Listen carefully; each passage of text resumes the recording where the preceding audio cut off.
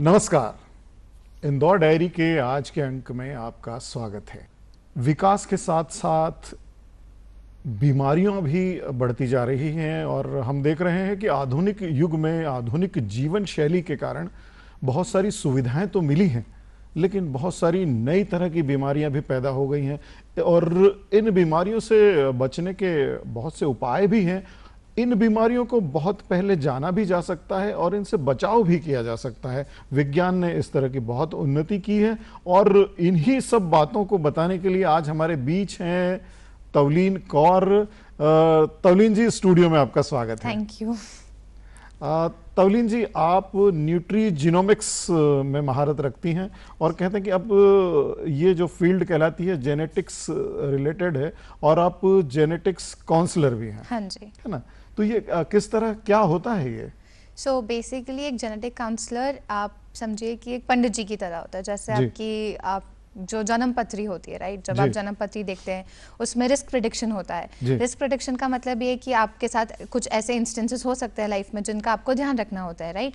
वैसे ही मैं as a genetic counsellor आपकी जो डिसीज प्रोडक्शन होता है उसको हेल्प करती हूँ। तो आपकी एक जीन रिपोर्ट होती है जो आपके सलाइवा के सैंपल के थ्रू कलेक्ट होती है।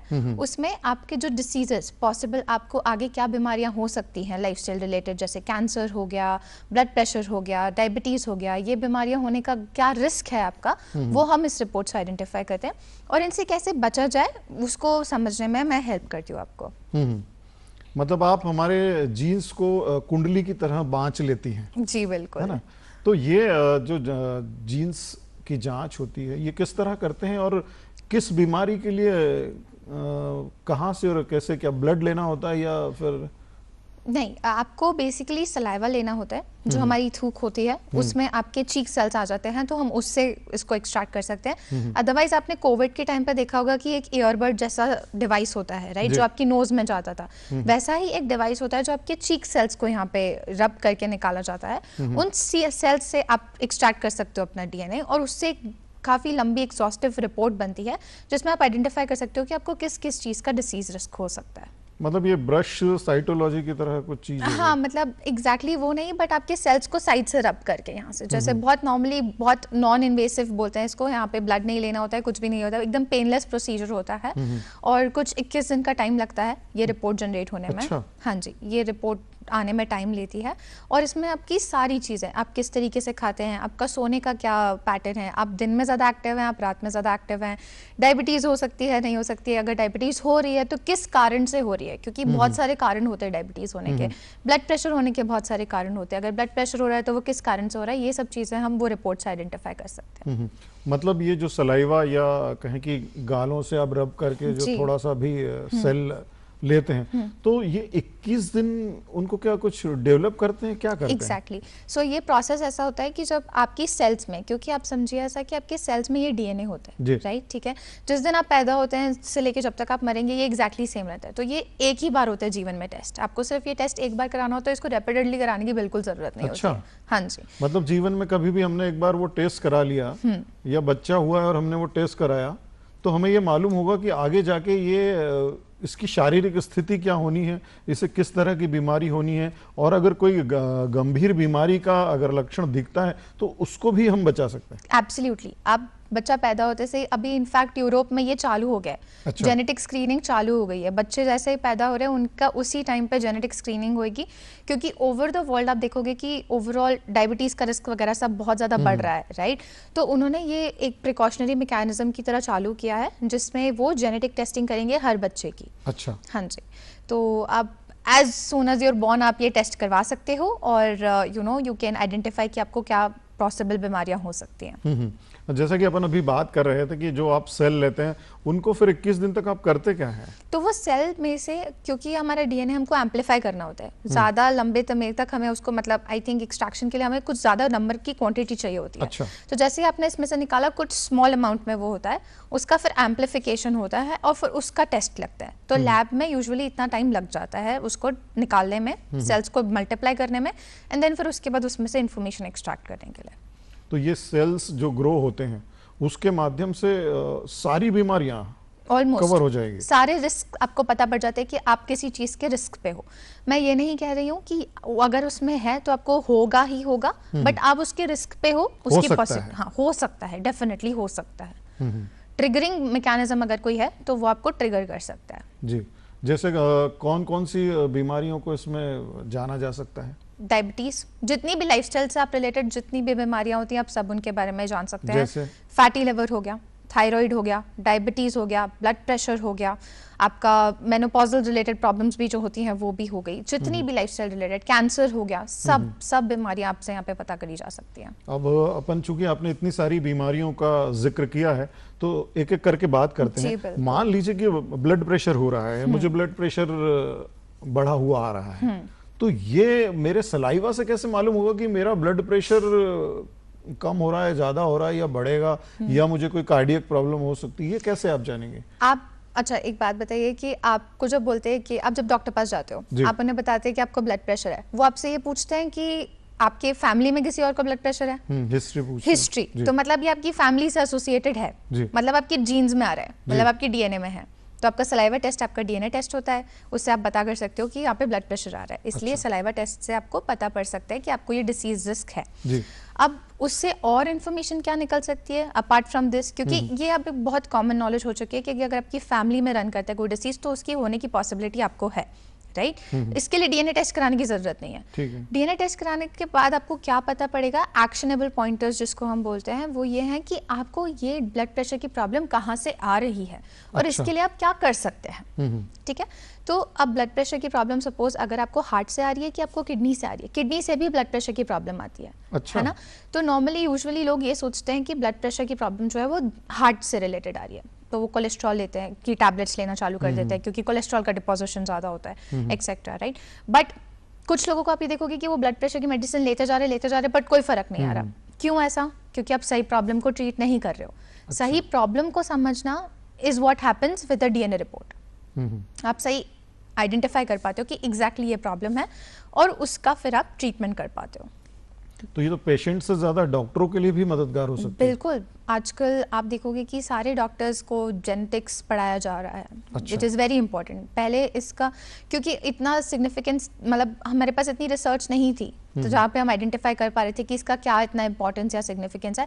अब जैसे धीरे धीरे हम आगे बढ़ रहे हैं, हमें समझ में आ रहा है कि ये हर जगह इंपॉर्टेंट रोल प्ले करता है, तो डॉक्टर्स भी अपनी प्रैक्टिस में इसको इंक्लूड कर रहे हैं। सपोज कैंसर स्पेशलिस्ट जो होते हैं, ऑन्कोलॉजिस्ट जो हैं, वो ऑलरेडी जीन टेस्टिंग कर रहे हैं अपनी मेडिसिन को यूज़ करने के लिए कि कौन सी जीन आप पहले आइडेंटिफाई करोगे, उसके लिए कौन सी मेडिसिन दी जानी चाहिए, कीमोथेरेपी कैसा होना चाहिए, ये सब वो ऑलरेडी कर रहे हैं। अच्छा। बट ये अभी तक लाइफस्टाइल डिसीजेस में नहीं आ पाया था, इतनी एडवांस बीमारियों में ही चल रहा था। अब क्योंकि हमारे पास साइंस अवेलेबल है, हम ये अभी की जो लाइफस्टाइल प्रॉब्लम्स है, लाइफस्टाइल डिसीजेस है, उनको हम आइडेंटिफाई करके उसमें हम बेनिफिट्स कर सकते हैं, मतलब we can make the changes.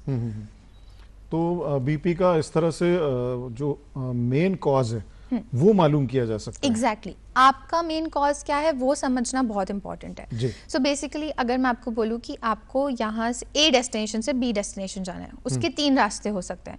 Depend करता है आपको कितने टाइम पे पहुँचना है, राइट? आपको जल्दी पहुँचना है, आपको लेट पहुँचना है, आपको ऑन टाइम पहुँचना है, आप वो 3 रास्ते ले सकते हो। आपकी बायोलॉजी के हिसाब से कौन सा आपके लिए बेस्ट सूटेड रास्ता है वो आपको एक डीएनए रिपोर्ट बताता है। और जैसा आप कह रहे हैं कि लाइफस्टाइल डिजीज में ये ज्यादा फायदेमंद हो सकता है। हाँ, तो डायबिटीज में किस तरह क्या असर करेगा ये? बिल्कुल। सो डायबिटीज जब आप एक नॉर्मल डॉक्टर पास जाते हैं तो डॉक्टर आपको क्या बताता है, क्या मतलब आप जब पूछते हो उनसे कि आपको डायबिटीज क्यों है, तो आपको क्या आंसर दिया जाता है? तो मेरे को तो ऐसी कोई जरूरत नहीं फिलहाल। तो बेसिकली अगर कोई भी आप डॉक्टर के पास जाओगे तो उन्हें बोला जाता है कि आप शुगर कट कर दो, आप एक्सरसाइज का ध्यान रखो, हल्का बहुत अपनी मेडिसिन पे ध्यान दीजिए, राइट? ये तीनों रूट कॉज अलग अलग हो सकते हैं। या तो आपको डायबिटीज आपकी शक्कर के कारण, खाने के कारण आ सकता है, राइट?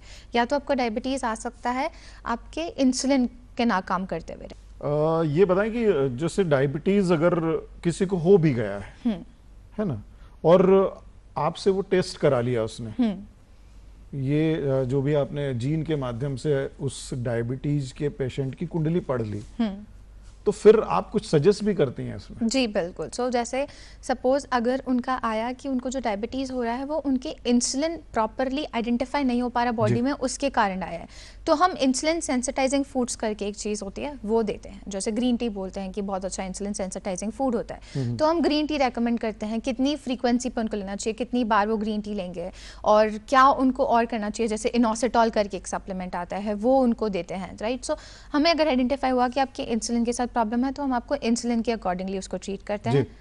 अगर हमें आइडेंटिफाई हुआ कि आपके कार्बोहाइड्रेट के साथ दिक्कत है, आपको मतलब रोटी कम खानी चाहिए, शक्कर कम खानी चाहिए, तो हम उस हिसाब से उसको ट्रीट करते हैं, राइट। सो अलग अलग कॉजेज हो सकते हैं आपके डायबिटीज़ होने के। विटामिन डी और विटामिन ई डेफिशिएंसी भी बहुत बड़ा कॉज होता है डायबिटीज़ का। आप देखेंगे कि फैमिली में किसी को डायबिटीज़ नहीं होता है बट सडनली एक 30-40 की उम्र के इंसान को डायबिटीज़ दिखने लग जाता है, राइट।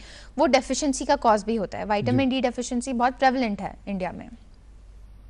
और जैसा आपने कहा था कि जीन्स को पढ़ के आप अभी अपने जैसे डायबिटीज़ के बारे में भी बताया कि बहुत सारी डाइट भी आप प्रिस्क्राइब कर देती हैं, और आप कह रही थी कि फैटी लीवर और थायराइड और मीनोपॉज में भी ये सब जीन्स थेरेपी जो आपका कहें कि जेनेटिक काउंसलिंग बहुत काम आती है, तो ये इन बीमारियों में किस तरह काम आएगी? ये सारी बीमारियों में रूट कॉज एनालिसिस का काम करती है। रूट कॉज बेसिकली आपकी जो प्रॉब्लम है उसकी जड़ तक जाना, राइट। तो हर प्रॉब्लम के लिए आप देखोगे कि सब कुछ बोला जाता है कि ये बंद कर दीजिए, ये बंद कर दीजिए, ये बंद कर दीजिए, ये सब करने की ज़रूरत नहीं होती है। उसके कुछ 1-2 कॉज होते हैं जो आपको करेक्टली आइडेंटिफाई करने होते हैं और उन पे काम करना होता है। सपोज फैटी लिवर के बारे में अगर हम बात करें, फैटी लिवर, आप आजकल सबसे ज़्यादा फैटी लिवर का जो टाइप है प्रेवलेंट वो है non alcoholic fatty liver disease.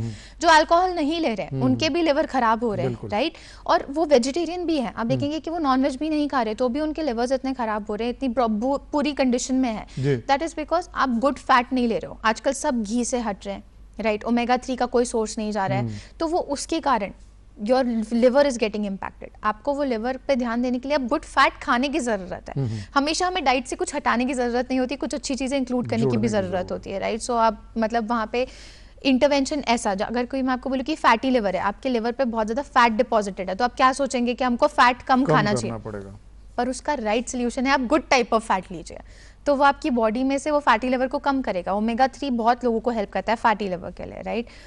अब जैसे आपने मेनोपॉज का बोला, मेनोपॉज में ऐसा होता है कि हमारे जो रिप्रोडक्टिव हार्मोन्स होते हैं ईस्ट्रोजन, राइट, वो धीरे धीरे कम होने लग जाता है बॉडी में। अब ईस्ट्रोजन के कारण ये भी होता है कि ईस्ट्रोजन के इम्बैलेंस के कारण कैंसर भी हो सकता है। ईस्ट्रोजन एक बहुत इंपॉर्टेंट हार्मोन होता है फीमेल बॉडी के लिए, राइट। वो धीरे धीरे कम हो रहा है बॉडी में, उसको कैसे बैलेंस करना है, उसकी कमी और उसकी डेफिशिएंसी को कैसे हम सप्लीमेंट कर सकते हैं, वो एक फीमेल के लिए समझना बहुत इंपॉर्टेंट है, राइट।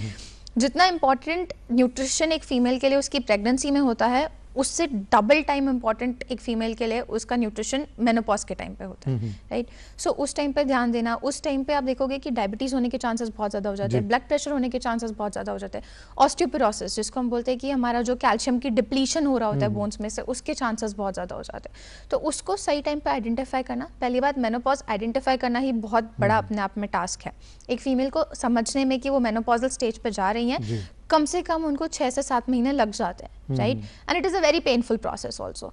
तो उसको समझना, फिर उसको सही तरीके से टैकल करना, उसको लेस पेनफुल बनाना अपनी बॉडी के लिए is what this DNA report helps you identify. आप समझ सकते हो कि आप अर्ली मेनोपॉज पे आओगे कि नहीं आओगे। अगर आपको कैल्शियम डिपोजिशन का प्रॉपर नहीं है, राइट, आपका कैल्शियम मेटाबॉलिज्म सही से काम नहीं कर रहा है, तो उसको कैसे फिक्स करना है, ये सब चीज़ें आपकी एक डीएनए रिपोर्ट में अगर आपको पता पड़ जाती है तो मैनेजमेंट ईजी हो जाता है। ये जैसा कि आप मीनोपॉज के बारे में बता रही हैं, हमारी महिलाएं इस पर बहुत ज़्यादा बात भी नहीं करती, परिवार में भी बात नहीं की जाती और समाज तो खैर इसे एक अलग रूप में भी देखता है। तो आप क्या सजेस्ट करना चाहेंगी अगर वो इस तरह का टेस्ट नहीं भी कराती है और स्त्रियां इस दौर से गुजर रही हैं, चूंकि आप इस क्षेत्र में बहुत महारत रखती हैं, तो ये बताएं कि वो लाइफस्टाइल या अपने खान पान के माध्यम से क्या इसमें कुछ किसी तरह का परिवर्तन ला सकती है, ये इस पेनलेस प्रक्रिया को थोड़ा सा अच्छी तरह से गुजार सकती हैं इस समय? एब्सोल्युटली। सबसे पहले तो स्ट्रेस लेने की कोई ज़रूरत नहीं है। बॉडी में बहुत सारे चेंजेस हो रहे हैं तो उसका थोड़ा सा ध्यान, टेम्परेचर रेगुलेशन बहुत ज़्यादा होता है। सो अब सबसे पहले आइडेंटिफिकेशन, एग्जैक्टली आइडेंटिफिकेशन कि आप मेनोपॉज की तरफ जा रहे हैं, वो सिम्टम्स को समझना बहुत ज़रूरी है। हॉट फ्लैशेस, जैसे आपने बोला कि हॉट फ्लैशेस, टेम्परेचर रेगुलेट नहीं कर पाती है बॉडी, वो आपको ध्यान रखना होता है। आपकी साइकिल रेगुलर नहीं है तो आपको वो समझ में आता है, राइट? आपको उस चीज़ का ध्यान रखना होता है। अब इसके लिए आप क्या कर सकते हो? टेम्परेचर रेगुलेटिंग फूड्स, जब भी आप जैसे गोंद कतीरा हम बोलते हैं कि गर्मी के टाइम पे गोंद कतीरा बहुत हेल्पफुल रहता है। गोंद कतीरा, यस, जो गम होता है, आप देखेंगे उसमें पानी में डालते हैं आपको तो वो स्वेल अप हो जाता है, वो काफ़ी ठंडा होता है गट के लिए। अच्छा। हाँ जी, तो वो आप ले सकते हैं। आपको गुड फैट्स हमेशा लेना है, सीड्स का ध्यान रखिए, फ्लैक्स सीड्स, चिया सीड्स, ये सब लेना बहुत ज़रूरी है। सुबह उठते से ही सबसे पहले नट्स लीजिए, राइट? देन उसके बाद ईस्ट्रोजन, आपकी सीड साइक्लिंग होती है, राइट? सो ये हार्मोन्स को बैलेंस करने के लिए आपके जो ये सीड्स होते हैं ये आपकी हार्मोन्स को भी बैलेंस कर सकते हैं। तो आपकी जो मेंस्ट्रुअल साइकिल के फेजेस होते हैं उस हिसाब से आपको सीड साइक्लिंग भी करनी चाहिए, वो आपको बहुत ज़्यादा हेल्प करते हैं आपकी हार्मोन्स में, राइट? तो मैंने जितने भी मेनोपॉजल वुमेन को देखा है, आप अपने कैल्शियम का ध्यान रखिए, जो मल्टीविटामिन्स होते हैं उसको रेगुलरली कंज्यूम करिए और अपना सीड साइक्लिंग करिए, which really really helps you. Soybean की भी इसमें महत्वपूर्ण भूमिका है। हाँ जी, फाइटोईस्ट्रोजन बोलते हैं उसमें, सोयाबीन में फाइटोईस्ट्रोजन होते हैं, राइट? सो वो बेसिकली ऐसा होता है कि ईस्ट्रोजन का जो हार्मोन होता है उसको मिमिक करते हैं, राइट? वो मॉलिक्यूल यूजुअली सिमिलर होता है, बट आजकल स्टडीज ऐसी आई हैं कि वो इतना ज़्यादा इम्पैक्ट नहीं करता है। पहले बोला जाता था कि ईस्ट्रोजन जैसे, मतलब फाइटोईस्ट्रोजन है तो सोयाबीन मेल्स को ज़्यादा नहीं लेना चाहिए, वो आपके हार्मोन्स को इम्पैक्ट कर सकता है। बट अब ऐसा नहीं है, आप सोयाबीन ले सकते हैं। एंड सोयाबीन, मैं चंक्स की बात नहीं कर रही हूँ, सोयाबीन सीड्स की बात कर रहे हैं हम। अच्छा। सीड्स लेना बेनिफिशियल है, चंक्स लेना बेनिफिशियल नहीं है। ऐसे क्यों?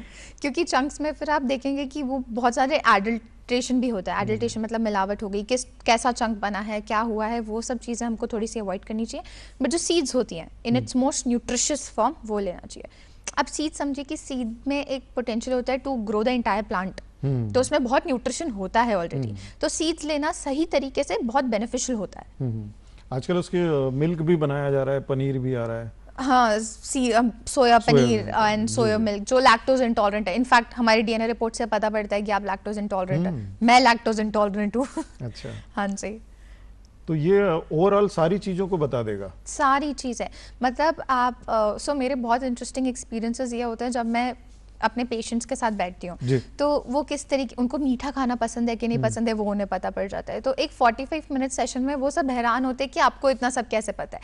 जैसे अगर आप और मैं सेशन कर रहे हैं, आपकी रिपोर्ट मेरे पास है, तो मैं आपको बता दूंगी कि आप कितनी बार मील लेना पसंद करते हैं, आपको स्नैक्स लेना पसंद है कि नहीं, आपको मीठा खाना पसंद है कि नहीं है, आपको कड़वी चीज़ें खाना पसंद है कि नहीं है, आप दिन में ज़्यादा एक्टिव होते हो, रात में ज़्यादा एक्टिव होते हो, ये सब चीज़ें हम कंप्लीटली उससे आइडेंटिफाई कर सकते हैं। मतलब आपका बिहेवियर, सारा बिहेवियर, आप वेट गेन कैसे करोगे, वेट लॉस कैसे करोगे, आपकी टॉलरेंसेस इनटॉलरेंसेस, आप कॉफ़ी को कैसे रिस्पॉन्ड करते हो, आप चाय को कैसे रिस्पॉन्ड करते हो, आपको वो लेना पसंद है नहीं पसंद है, ये सब चीज़ें उस रिपोर्ट से पता पड़ जाती है। इनफैक्ट जो हमारे प्लेयर्स हैं, Indian cricket players, right, Virat Kohli, आपने देखा होगा कि वो वीगन कन्वर्ट हो गए क्योंकि उन्होंने अपना जेनेटिक टेस्ट करवाया था। अच्छा। राइट, हाँ, उन्हें समझ में आया कि वो इनटॉलरेंट है टुवर्ड्स सर्टेन फूड्स, इन्फ्लेमेशन हो रहा है, तो वो उन्होंने अपने आप को वीगन कन्वर्ट किया। वीगन यानी कि आप डेयरी प्रोडक्ट्स नहीं लेते हैं, नॉन वेजिटेरियन फूड नहीं लेते हो, and he is playing really really well.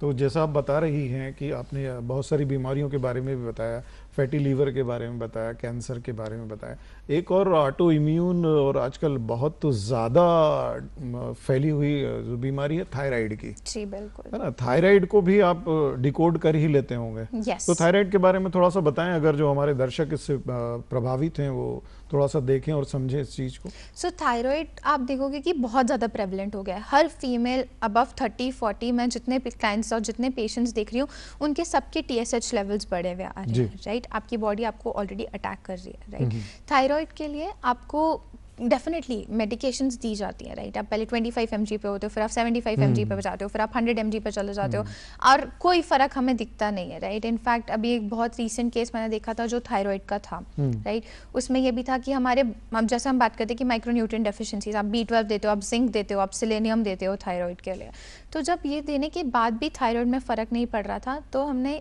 एक वापस से जेनेटिक टेस्ट कराया। हमें समझ में आया कि उनके जो मेटाबॉलिज्म मतलब आप जब खाते हैं, राइट, उसके बाद जो आप खा रहे हैं उसका absorption, utilization, digestion and excretion कैसे हो रहा है, आपकी बॉडी एज अ सिस्टम कैसे काम कर रही है उस न्यूट्रिएंट के लिए, वो हम समझते हैं। इसको बेसिकली मेटाबॉलिज्म बोला जाता है।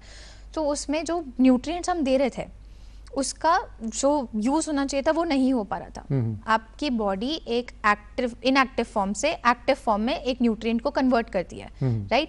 तो वो इनएक्टिव फॉर्म से एक्टिव फॉर्म में कन्वर्ट नहीं कर पा रही थी और वो प्रॉब्लम हो रहा था, राइट? सो आप जो B12 दिया जा रहा था वो इनएक्टिवेटेड फॉर्म में ही ब्लड में था, जो अब टॉक्सिक होता जा रहा था उनके लिए और प्रॉब्लम्स कॉज कर रहा था। हाथ पैरों में दर्द हो रहे थे और नमनेस, टिंगलिंग फिंगर्स में हो रहा था, जैसे ऐसा लगता है ना कि हम नीडल्स चुभ रही हैं हाथ पैरों में, वो एक्सेट्रा।